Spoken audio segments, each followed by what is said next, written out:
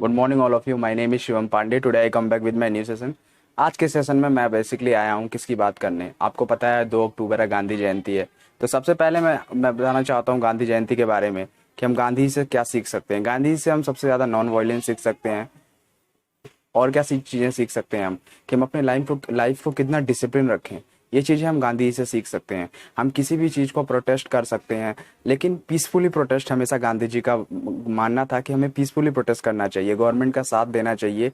और अगर हमें गवर्नमेंट की कुछ चीज़ें सही नहीं लगती तो उसे राइटफुल ढंग से लॉ एंड ऑर्डर को मेंटेन करते हुए, गांधी जी ने कभी नहीं कहा कि कानून तोड़ो, जेल जला दो, बसेस जला दो, प्राइवेट बसेस जला दो एंड गवर्नमेंट को फंक्शनिंग को पूरा रोक दो। ऐसा कभी नहीं बोला। उन्होंने बोला कि प्ले कार्ड लीजिए, पीसफुली बैनर बनाइए और कहीं जंतर मंतर पे, कहीं एक कोने पे। तो गांधी जी का मानना था कि हमेशा आप लॉ एंड ऑर्डर को मेंटेन रख के पीसफुली आप प्रोटेस्ट।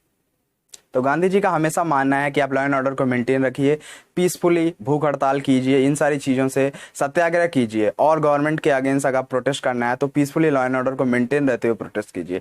गांधी जी से हम बहुत कुछ सीख सकते हैं कि ज़िंदगी में हमें कभी भी एक, अगर हम एक सही डिसिप्लिन लाइफ जीते हैं। डिसिप्लिन लाइफ में क्या कि हम अगर हमारे देश के कानून को मानते हैं, हम अपने चीज़ों को, अपने परंपराओं को मानते हैं और हम सबसे प्यार करते हैं, किसी से नफरत नहीं करते हैं, भाईचारे को, प्रेम को बढ़ाते हैं, तो हम सही में गांधीवादी हैं। गांधी जी का राष्ट्रवाद क्या था? गांधी जी का राष्ट्रवाद यही था जहाँ कहीं पे भी जाति धर्म इन सब का भेदभाव ना हो, जहाँ सभी लोग बराबर हों, जहाँ अमीर गरीब सभी लोगों के किसी के बीच मतलब डिस्क्रिमिनेशन ना हो, जो आजकल बढ़ता जा रहा है। उन्होंने कभी नहीं कहा कि आप किसी से हेट कीजिए। उनका यही मानना था कि हम सभी भाई हैं, हम सबको मिल के रहना चाहिए, चाहे वो कोई धर्म के लोग हों।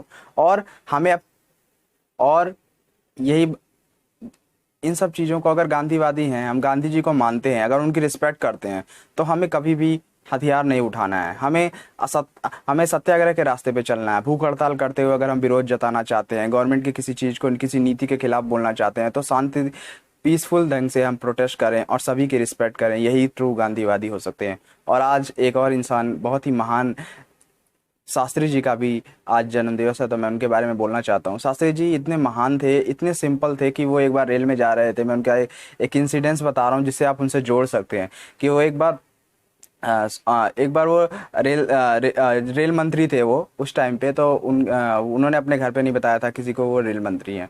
तो एक बार क्या हुआ, वो एक फंक्शन में गए थे। बस अब उन्होंने अपनी माँ से बताया था, उनकी माँ ने पूछा जब, तो उन्होंने बताया था कि मैं एक रेलवे में काम करने वाला एक आदमी हूँ, वहाँ पे नौकरी करता हूँ।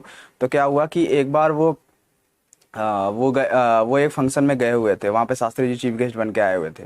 तो वहाँ पे बहुत ज़्यादा क्राउड इकट्ठा हुआ था, बहुत भीड़ थी। तो उनकी माँ भी गई वहाँ पे। उन्होंने पूछा कि क्या आप, मेरा बेटा भी रेलवे में काम करता है, आप जानते हैं उसके बारे में? तो सब लोग अचंभे रह गए। उन्होंने पूछा क्यों, कौन, क्या है, नाम बताइए आप। तो उन्होंने नाम बताया और कि लाल बहादुर शास्त्री। तो सभी लोग अचंभे रह गए कि एक, मतलब उनको तब भी समझ नहीं आ रहा था क्यों। उनको लगा कि ये कैसा है कि मतलब जिसका बेटा मंत्री और उसकी माँ को पता ही नहीं कि उनका बेटा रेलवे मिनिस्टर है और वो पूछ रही है उनके बारे में। सब लोग अचंभे रह गए। तो शास्त्री जी ने फिर उन्हें बुलाया और सब मन से बताया कि मैंने कभी बताया नहीं। क्यों नहीं बताया कि मैं रेल मंत्री हूँ? क्योंकि मेरी माँ उस चीज़ का फ़ायदा उठाती, लोग उनसे सिफारिश करते जो मुझे बिल्कुल अच्छा नहीं लगता, लोग मेरे पास आने के लिए मेरी माँ को सहारा बनाते।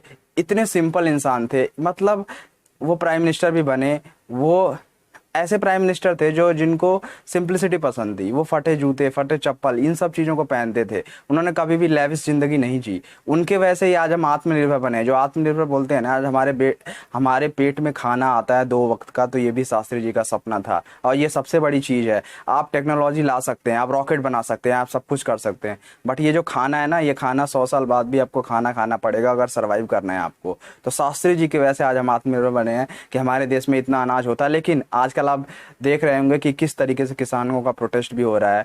इन सब चीज़ों के गवर्नमेंट को जल्दी से रिजॉल्व करना चाहिए। और अगर हम सही में गांधी जी और शास्त्री जी, वो लोग तो अब नहीं आएंगे, हम भी कभी उनके जैसा नहीं बन सकते, लेकिन अगर हम उनके मूल्यों और उनके आदर्शों को मानेंगे, कुछ उनकी नीतियों को मानेंगे, तो हमारा जीवन सफल होगा। हमारा जीवन ही नहीं, इस राष्ट्र का, इस समाज का।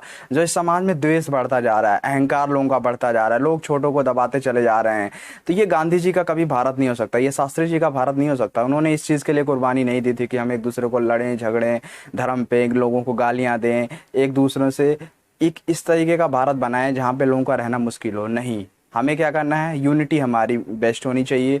हम किसी से भी नफरत ना करें, इंडिविजुअल हम जितना एफर्ट कर सकते हैं वो करें।